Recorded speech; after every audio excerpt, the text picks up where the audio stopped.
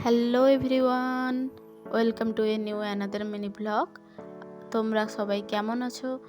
আশা করি খুব ভালো আছো, আর আমিও খুব ভালো আছি। দেখো, দেখিয়েছিলাম আজ বৃষ্টি হচ্ছে, তো বৃষ্টির দিনে একটা রেসিপি নিয়ে তোমাদের কাছে চলে আসলাম।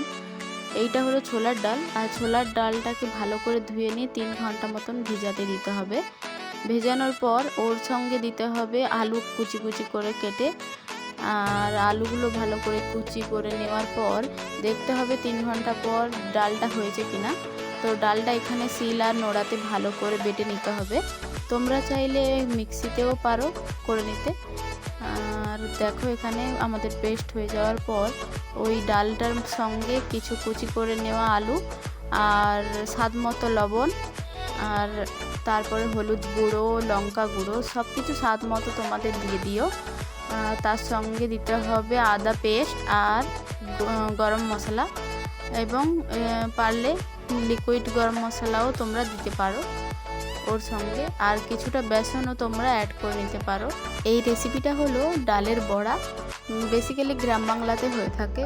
আর যেহেতু আমি মেদিনীপুর থেকে বিলং করি, তো এটা আমাদের এখানে খুবই হয়ে থাকে।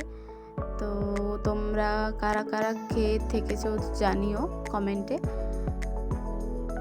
বৃষ্টির দিনে তোমরা এটাকে স্ন্যাক্স হিসাবেও ব্যবহার করতে পারো, এবং এটা খুব ভালো লাগে খিচুড়ি বা চায়ের সঙ্গেও। এটাকে দেখো ভালো করে মিক্স করে এবার গ্যাস জেলে নিয়ে একটা কড়াই বসিয়ে ওটাকে কিছুক্ষণ গরম হতে দিয়ে ওইটাতে রিফাইন অয়েল ঢেলে দিয়ে দেখতে হবে গরম হয়েছে কিনা। এবার গরম হয়ে গেলে মিক্স করে রাখা ওই পেস্টটা দিয়ে বড়ার মতো করে ভেজে নিতে হবে লাল লাল করে।